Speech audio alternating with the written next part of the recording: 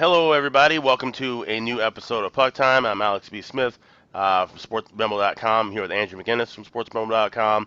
As you see, there's no Prez today. He is away on some kind of business. I'm not exactly sure. He didn't. Poker tournament with Carmine. Oh, you're right. Right. Exactly right. He's in the WPT tournament. You're right. Which hopefully that might be on TV. Sometimes they televise that. So I wonder if we get to see him on TV. I don't know what channel that actually comes on, but I know there's always poker on TV. So maybe that's something he'll be part of. But yeah, it's President's Day here in the U.S. and I think it's some kind of holiday in Canada, if I'm not mistaken, right? Yeah, family day. Unfortunately, because most of my work is out of the U.S. and doing handicapping every single day, there's no real family day for me today. So it's just another Monday for me, Alex. That's an How actual. was your weekend? That's the actual name of the holiday, the Family Day. Literally, yeah, literally. I never knew that. I just knew I saw it in the email that we got from someone that said it was like a holiday. I'd never seen it on the calendar, but that's cool. Yeah. Weekend was great. I spent a lot of time watching all the NBA All-Star Weekend festivity stuff, and kind of wish I had been back home for that because it was in Chicago. It's the first time I've been Mm. there since 1988. But it was just crazy seeing the United Center, place I've been on 1,000 times, but seeing it on national TV all weekend, Yeah. and the game was awesome. That fourth quarter was probably about as exciting of a All-Star game that I can remember. The last time I remember All-Star game that exciting was 2001, when that was the whole, Allen Iverson winning MVP and the East came back, and I mean it was just a lot of fun. So hopefully that will kind of lead into like the second half of how the NBA season will go, because it's actually, like I said, I've been watching a lot of basketball more than recent years, and it's been pretty good stuff. So it was a fun weekend, and also an emotional weekend too as well. Of course, honoring Kobe Bryant, honoring the David Stern, the NBA commissioner that passed and stuff. So that's pretty much all I did pretty much for this weekend. How about yours? Yeah, it was good. I mean, I was doing a lot of coaching and doing some play-by-play stuff. But man, Alex, that All-Star game yesterday, it had a feel of defense in the fourth quarter we haven't even seen yet in the regular season. I mean, the defense. We saw Kyle Lowry drawing charges in the Yeah. All-Star game. Like Yep. that to me was laughable. That was just funny. I will shout this out. Got to pat myself on the back for this. I caught Team LeBron at plus 300 when they were down around 18 points. Nice. I didn't bet that game pregame at all. The spread was minus 5.5 Team LeBron. I just figured it'd be one of those things where I could kind of just try and get a good value bet in, and that's exactly what I did there. Hockey wasn't really great this weekend for me. I had a couple decent plays. I got really let down big time with the Colorado outdoor game when they played LA. I Yep. had Colorado. Should have been on the under. I mean, under in any outdoor game is pretty much a good play, I'd say, especially first period under. But we'll get more into that at a later date. But a couple really good games on tonight, Alex. I mean, we got some good marquee matchups, and so far I just have a few plays, and nothing I really love though today, besides just my one $9 Monday play. But we got some good matchups. Yeah, you do, and like I said, note because it's the holidays here in Canada. Three of the games we're going to talk about are going to be coming up within an hour or two of you watching this program. So kind of have to jump on them earlier. We'll start at the top of the rotation. We'll go with the Florida Panthers taking on San Jose Sharks, and this is an interesting game because these are two teams that it's funny, and I'm sure I've mentioned this time and time again on the show when we talk about Florida. It seems like every year there's this like hype and buzz surrounding this Panther team for one reason or another. And I get it this year with Quenneville coming in and Bobrovsky making a change. They actually had some things to kind of hype up about. But it seems like we see the same old shit with Florida every single year, where they just kind of fizzle out. They have like, oh, the offense is good, then they have no defense. Defense is playing well, then they can't score. Yeah. It's just wildly inconsistent. But and I don't understand why, what for whatever reason it is now at this point, because we're going to talk about now four different changes in coaching, multiple goaltenders. Yeah, they've had some injury issues, but this Florida team just seems to be completely lost. And on the flip side, you got a San Jose team hasn't really played that well. They did get the 2-0 win up here against Minnesota, which a game that I'm sure a lot of people were looking at the Wild because they made that coaching change over the weekend, firing Boudreaux, but that didn't really spark them. So a nice win for San Jose to get out of there with, and now have to return home against this Florida team. It's not really much I like in the spot. Probably going to watch this one, maybe jump in on something live. But what do you think, Andrew? Yeah, I love what you said there about the Florida Panthers, Alex, because it's so true. I mean, this is a team Yeah. that's always something with them. There's always an excuse they can Yep. make. I mean, uh, I think it was at the start of the year when you and Prez and I and Carm were doing our preview shows. We were talking about, they brought in Bobrovsky, and a couple people were actually saying it wasn't even their goaltending as much; it was mostly their defense that was the issue. Yep. And I think we're kind of finding that out now. But To me, I think this whole angle is completely preference based, depending on how you handicap a team going out west for their first game. That's what's happening here with the Florida Panthers going out for their first game of their West Coast road trip. And for me personally, what I've kind of been doing recently is betting unders in first games of West Coast road trips, and that's going to be really, really hard to do here with a San Jose Sharks team and a Florida Panthers team. San Jose, over their past, I'd say, a few games, besides that loss against Calgary, they've actually been playing some decent defense, as much as it pains me to say it, because this is a guy that's kind of been crapping on San Jose. But when you realize, Alex, that you don't really have many scorers anymore, you've got Hurdle out, you've got Couture out, they've got some guys that are just really underperforming this year, you kind of have to change your play style and change the way you're going to perform and try and win games. And, you look at a Florida team right now on an unbelievable over streak. I think it's 9 of their last 11 versus Pacific, 7 of the last 8 versus the West.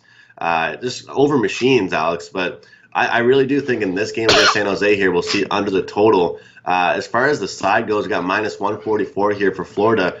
I'm not too sure. I'm not too certain if that's actually a good price. I mean, I've been a big advocate about having a short memory in the NHL, and this is a guy that, like I said, I've been hating on the San Jose Sharks and fading them. But what is it? They've won, I think, 5 of their last 6 games, was it? Or 4 of their last 5 games? Mm-hmm. Yeah, so I mean, I have to wake up and smell the roses and say, hey, this team isn't doing too bad. I know they've only beaten teams like Minnesota, but teams that are playing pretty well right now. So I'm not going to take Florida at minus 140. I don't know about you. I don't like that price. So for me, I like the under in this one, and you can actually get a minus or under 6.5 at most shops here. Yeah, you know what's goofy about the San Jose? If you look at their schedule, they're back home after playing back-to-back games on the road, and then before that they had 1 lone home game and then 2 games on the road, and then after this game they fly out for a 4 games out east. So it's a weird spot. Yeah, it's just really tricky of a schedule they have now. So the angle of fading San Jose coming back of a road trip, it looks like it would be in play, but at the same time, then they're going to go and play out east. It's in the odd time it started as well. It's just a game that I'd probably most certainly stay away from this other spot. Maybe fade them when they're going out east. Maybe that'd be a good opportunity to fade them when they're east. It could be, yeah. I mean, it like I said, it's and the fact that they're winning games, and they're getting goaltending now all of a sudden from Jones and Dell. It's just it's a tough spot. And even with Florida, I've had bad luck with Florida where okay, their defense is giving up goals left and right. I'm gonna take an overshot with them. They don't cash it, and then I stay away from them. Next thing you know, they have a game like they did with Philly, 6-2, flying over the total. So, 2 teams that are tough to gauge. This is another good game that's an early start. You got the Arizona Coyotes at home hosting the New York Islanders. And this Islanders team seems to kind of be going through a bit of a rough patch. Haven't scored in the last 2 games. I mean, it was a complete 90s snooze fest, old school game with that 1-0 game against Vegas. They getting that goal, and that's just pretty much a whole lot of nothing.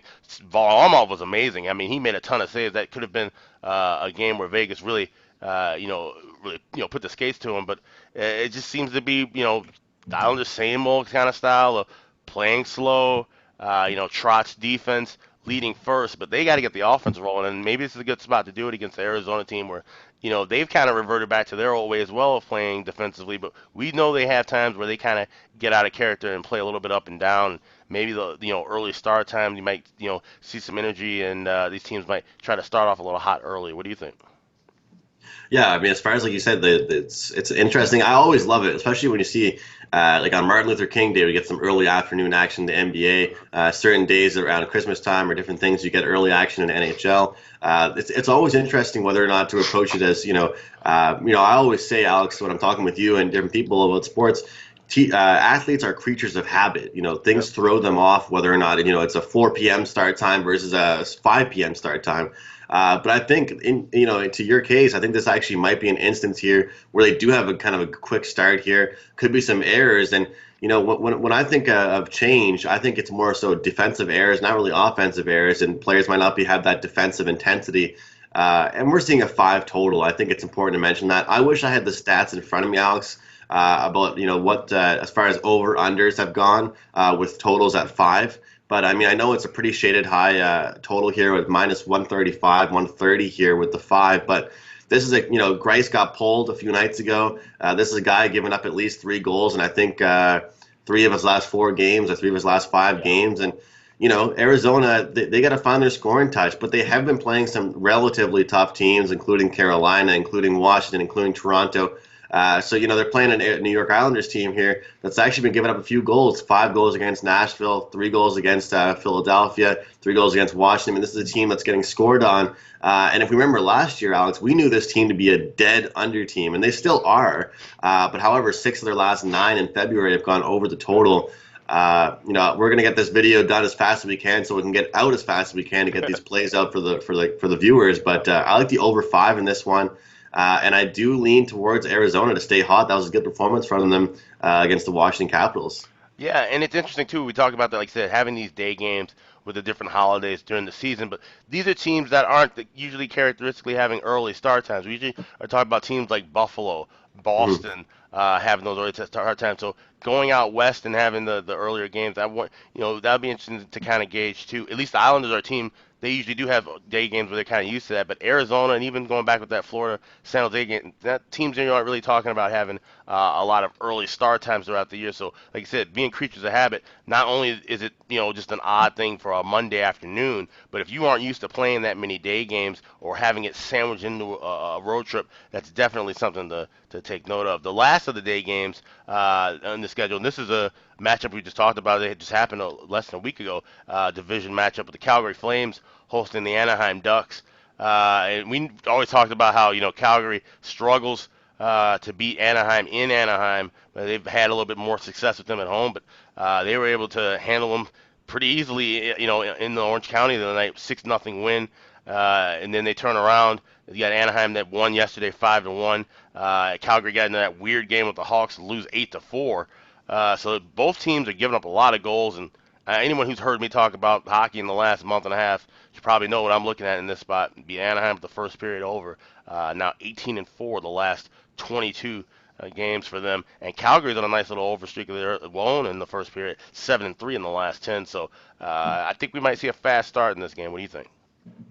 Yeah, Alex, I wish I'd been following it as much as you. I mean, I was on it early and I kind of stopped going at it, but it's the kind of thing where I wouldn't even call it being a trend better. It's just, it's more so just looking at what's working. That's really Yep. what it is. And you're not betting this at a 3 out of 5 scale. You're betting it at an 18 out of 22 game scale. I mean, that's a big scale here. So, I definitely gotta say that I feel the exact same way about this first period over, but it's important to look at, again, to reiterate, I'm a huge short-term kind of guy, short memory kind of guy in NHL, and I know that for the most part, I think Alex, you agree with me with that, because this Yep. Anaheim team averages 2.6 goals on the season per game on a large scale of the whole season. However, they're flying over the total, as far as, against some of these teams like Calgary, where they have these snipers that can go out there, and they're getting a 5.5. When they're getting these 5.5s on a consistent basis, I'll still look to bet over the total with this Anaheim Ducks team. If we're seeing a 6 or a 6.5, you can count me out. On the road, they've been known to stay lower scoring.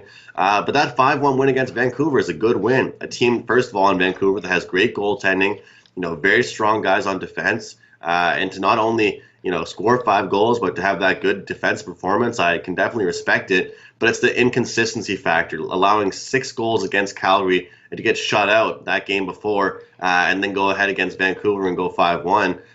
To see a 5.5 goal total here, you have to like the over. But as far as the side goes, the inconsistency level, like I said, has been there for this Anaheim Ducks team. And I just don't think I can see it from them again here. They had that good win against Vancouver. I think now they're going on the road where they haven't been as strong.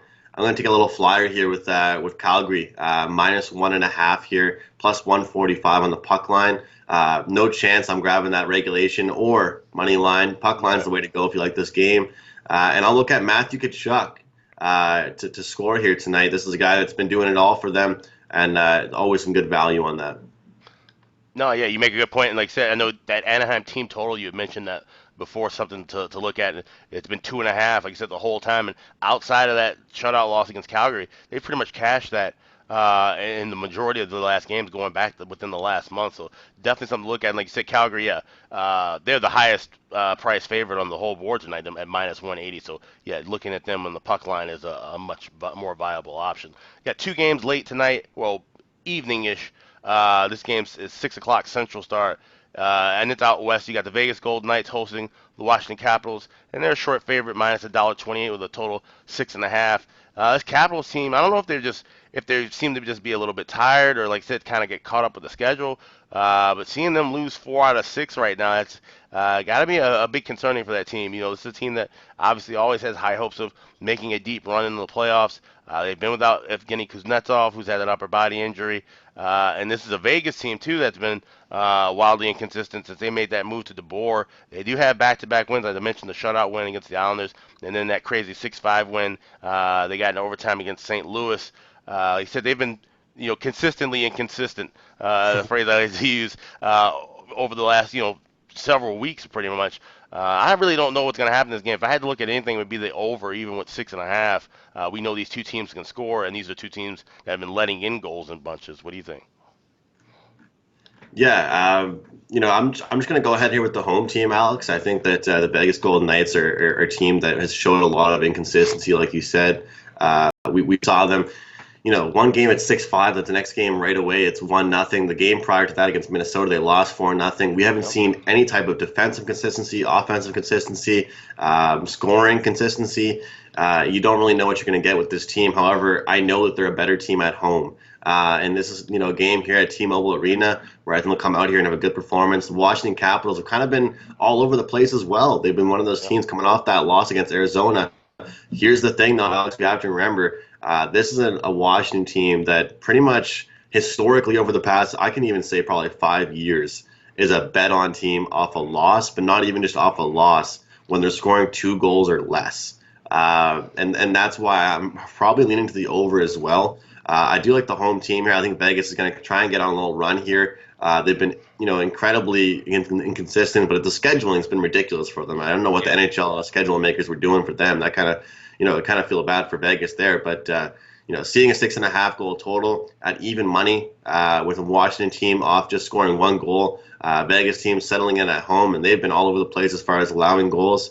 I could lean to the over as well, but I do like Vegas to get the job done. I feel like they got to protect home ice, and I think Washington will put up a good fight here. But I like Vegas here. And keep in mind, guys, to everybody out there, I think Alex agrees with me. Don't always have to bet the big games. I mean, if we're all hockey fans, you can watch a game, try and find some good spots on other games. Yeah, absolutely. I mean, these are all 5 games definitely worth watching, but may not be, the best betting spots, especially starting the beginning of the week. He's Andrew McInnis. I'm Alex B. Smith. You're watching Puck Time. Like I said, no press today or tomorrow. He's out playing his poker tournament. We wish him luck. And I think Carmine Bianco's in that as well, too, so wish both those guys luck in their tournament, and they should be back toward the middle of the week. So it'll be us two again tomorrow on the show. Today it's $9 Monday over at wagertalk.com and sportsmemo.com. So check that out. I have one play up in hockey. I know Angie said you have some plays up and you've been doing well in hoops. And the NBA is not back until Thursday, so won't be in play at that. But you got stuff going on with college hoops as well. Or? Yeah. I just got 2% plays in college hoops today, so just for all sports, all access clients. But like you said, another $9 Monday NHL play, and with how early these games are starting, it's one of those ones where you got to get them out early. But at the same time, sometimes you're doing your research in the morning, waiting on starting goaltenders, so it's tough as far as getting plays out for guys looking to buy them. So it's a good example, good week to probably buy a 3-day all access or a 7-day all access. It really, we were talking off air before about, with things coming up, especially with March Madness and conference tournaments. There's a lot of things that are going to be starting early in the middle of the week, especially when we get into conference tournaments with college hoops. You'll have games that'll be as early as 9, 10 o'clock in the morning. Go on and sign up for a long-term package. If it's 3 days, 7 days, and get covered with that. So plays just go right to your email. You don't have to worry about clicking and going through the process of purchasing everything and then having to put your bets in. Everything's just streamlined. It really makes everything much simpler. So definitely look into that. Like I said, this is a good week to do it, but definitely any time moving forward with how rapid lines are moving and games being literally day and night coming up over the next month. We got one more game to talk about here for tonight. This has been a really good game to watch. You got the Colorado Avalanche going back indoors to the Pepsi Center, hosting the Tampa Bay Lightning. And it's funny because this Lightning team, I mean, they're on an incredible roll, but look at how they're winning these games. Mm. The 5-3 game against Philly, but before that, 3-1 win against Edmonton, 2-1 wins against Pittsburgh and Columbus, 3-1 win against the Islanders. It's not like it was the last couple of years where they were just blowing out teams in the process, 7, 8, 9 goals. They're playing consistent hockey on both ends, and that makes them very dangerous because we know the breakdown for them last year when they got swept, it was the defense and the goaltending that failed them. The offense was always there, but if they're able to win those grind out 2-1 games, 3-1 games now, they'll be primed and ready to do that when it counts in April and May and possibly June. And then on the flip side, of course, you got Colorado. Like I said, that weird game outdoors. They lose 3-1. Basically, it was the Tyler Toffoli show as he gets the hat trick. The one concerning thing was you saw with Colorado, Grubauer. He's out for this game. He got hurt, and they had to bring him out. And Francouz comes in and relieves him. And I tweeted out, I said, Grubauer's out, Francouz is coming in, and I think Henrik Lundqvist might be getting a call from someone in Colorado over the next couple of weeks. I would not be shocked to see if it's him or some other goalie gets moved because if they miss Grubauer long term, Avalanche Yeah. have to do something to replace him fast with the deadline approaching. Definitely, definitely. They probably will make a move. I'm really happy you brought up that point, Alex. It's been so weird. We've seen 10 straight wins for Tampa, but we've seen, besides that Philadelphia game, there's 3 goals one game, 2 goals the next, 2 goals against Columbus, 3 goals against the Islanders, 3 goals against San Jose, 4 goals against Pittsburgh. I mean, this is a team that not only is scoring minimal amounts, but they don't have to score large amounts anymore because they've allowed at most 3 goals over this whole 10-game winning streak. I mean, most of the time it's been 1 goal. We've seen them allow they shut out San Jose. They allowed 1 goal against the Islanders, Columbus, Pittsburgh, and Edmonton. That's impressive. Yep. That's some defensive hockey. I mean, that's what they need. That's how they're going to win championships. And this is a team that, as you know, I think John Cooper's in the hot seat. If they don't get at least to the conference finals this year, let's face it, Alex, this is a team that's been top of the league for several years now, and they haven't really been able to do much about it. I like Tampa here, and I just. It's the better defensive team right now, the team that's in better form, on a huge streak. I got to see how Colorado's going to bounce back after that poor performance against LA. But it seems to me that their depth has fallen apart, and that's what I've always preached about Colorado is their depth with Burakovsky, Kadri, and now not having Kadri in that lineup is hurting them big time. And you might not think it would, but I think without having him, their scoring has dropped big time, and we haven't seen the production as much out of them. So. It might be more of an in-game bet for me, but definitely looking to ride Tampa here, and I can't see Colorado rolling over this really streaky Tampa Bay team. Yeah, and I mean, if you look back at the last 10 games, this is other than the Pittsburgh game where they actually closed as a dog, and you got that 2-1 win. This is the best price we've been getting with Tampa Bay at minus $1.20, minus $1.25. Normally a team on a 10-game winning streak, you'd have to at least automatically lay 180 or higher. But he said getting them at a good price, and I'm not sure what we're going to see from Colorado. So this might be a good time to jump on Tampa Bay. And yeah, like I said, Cooper, I think he's definitely on the hot seat if he doesn't do anything in the playoffs. He seems kind of primed to be like the next kind of, we talked about Bruce Boudreau getting fired. That's kind of his MO. Great regular season coach, but can you turn that into being a good postseason head coach? And that kind of remains to be seen outside of that finals, 5 years ago when they made it to the Stanley Cup final. He's got to make at least a run, I would say, like I said, deep into the conference finals to keep his job. So I'm Alex B. Smith. He's Andrew McInnis. That's puck time for today. Like I said, just a short card with 5 games. We'll be back tomorrow. I think it's only 7 or 8 games, a shorter card for a Tuesday, but we'll have it all broken down for you. And like I said, check out the packages, $9 Monday over at Sports Memo and Wager Talk. So everybody take it easy, and we'll see you tomorrow.